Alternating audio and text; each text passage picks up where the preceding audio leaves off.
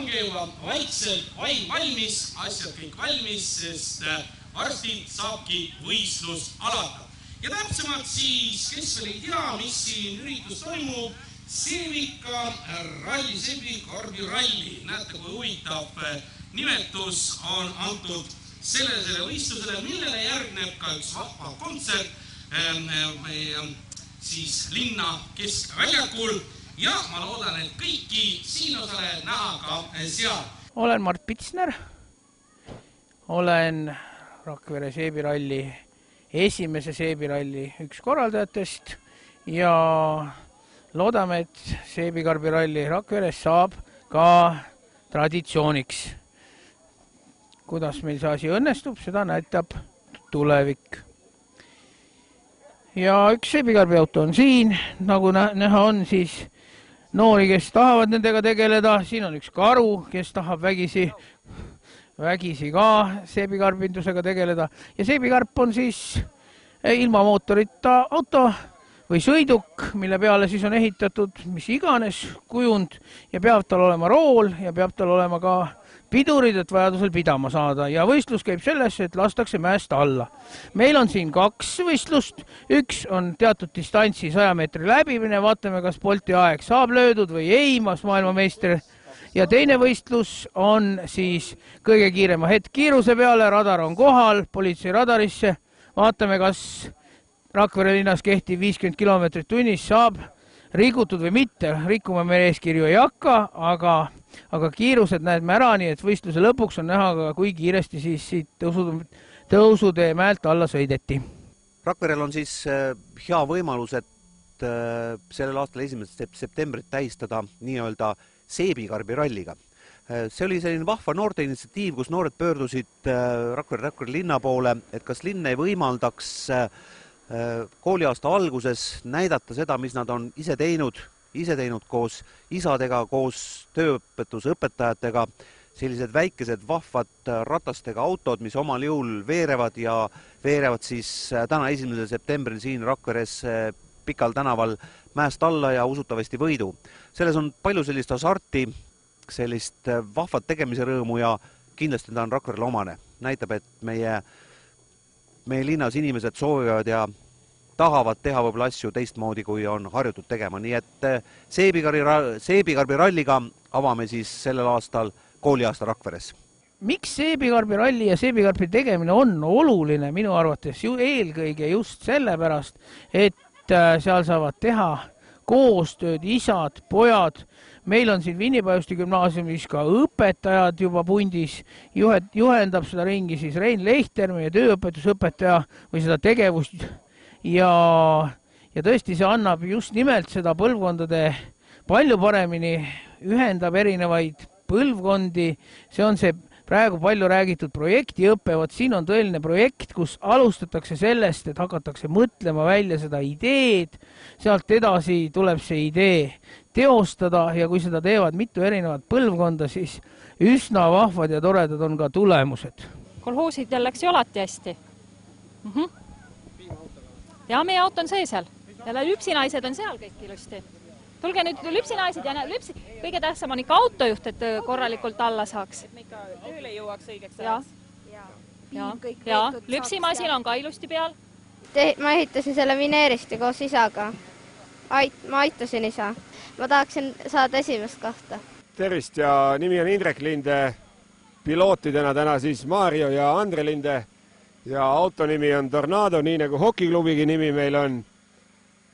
Ja mõte ehitada oli, see auto tuli sellest, et jäätise pidu Tallinnas. Internetist nägime ja kuskil suve alguses hakkasime mõtlema ja esimese asjana otsisime rattad autole ja siis mõtlesime, kuidas rattad telje külge saada ja see, kui õnnestus, siis hakkasime vaikselt põhja siia kokku klopsima puidust ja vineerist, mis puuriide alt leidsime. Ja natuke vineeri sai külgede peale pantud ja Triobet kaardikeskusest omanikud kinkisid meile rooli ka, nüüd on päris rool autol. Nii et ega muud midagi kui Rakvere esimesel seebikal mäest alla ja loodetavasti tõmbame radarisse kõige kiirema näidu. Seebikarbi ralli on kaldteelt mäed laskmise võistlus, kus omavahel võistlevad erinevad seebikarbid. Osavõtjate arv pole küll piiratud, aga ega me neid ei tea veel palju neid on, võib-olla mõni jõuab veel ka juurde tulla. Ühes seebikarbis võib sõita ka mitu inimest, kui seebikarbi tehniline seisukord seda võimaldab. Iga osavõtja peab kandma kiivrid, sest uskuge mind, kiivriga on väga turvaline. Meie esimene võistleja ja läheb lahti ja näete, ega see ei ole lihtne, anname hoogu, kisame, elame kaasa ja näete, esimene võistleja lähebki meil nüüd mäest alla, ei tea küll, milline on tema tippkiirus, ma arvan. Laste alla võid võtta hoo ja teeme too aplausi veel. Ja hoog suureneb, kui suureks läheb tippkiirus, meie seda veel ei tea, aga igatahes radar on meil tee ääres ja parim aeg ja siis parim loominguline. Kõik saate auhinna, nii et igal juhul gaasi, turbot, tuld või igatahes. Ja teeme aplausi, kolmas võitleja, Kaarait! Elame kaasa ja näete, propelleri on ka ees, nii et Kaarait laseb meil mäest alla, juba lõikab kurvi, peabki lõikama, ega kuidas siin muidu hoo sisse saad.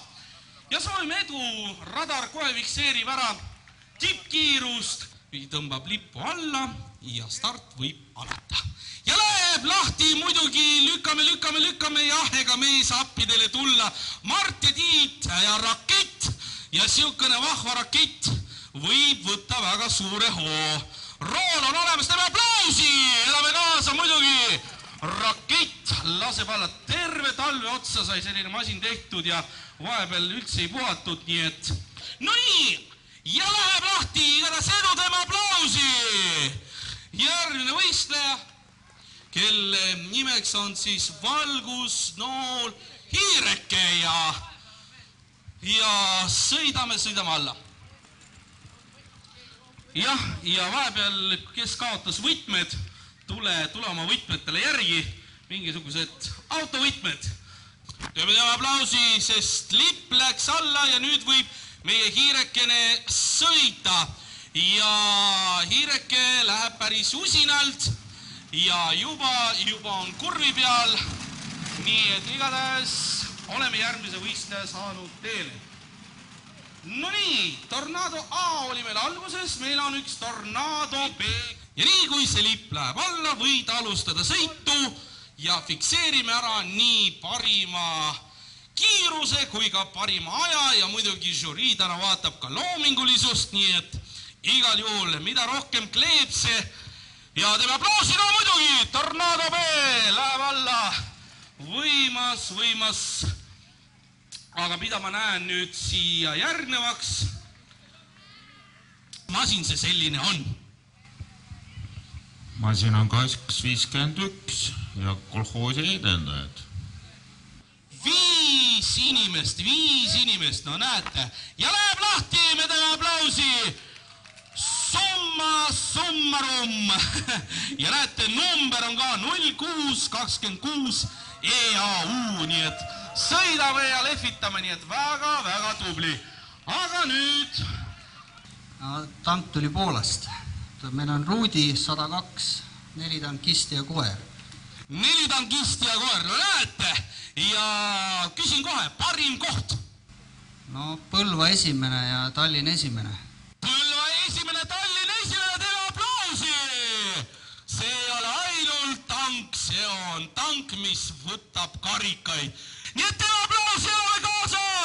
Võimas tank laseb mäest alla ja vahepeal on selline tunne, et tank oleks justkui pihta saanud, aga tegelikult see tunne on petlik, sest sellist tanki ei murra mitte miski. Selline tank võtab esikohti igal pool, olgu selleks kohaks Võru või Tallinn.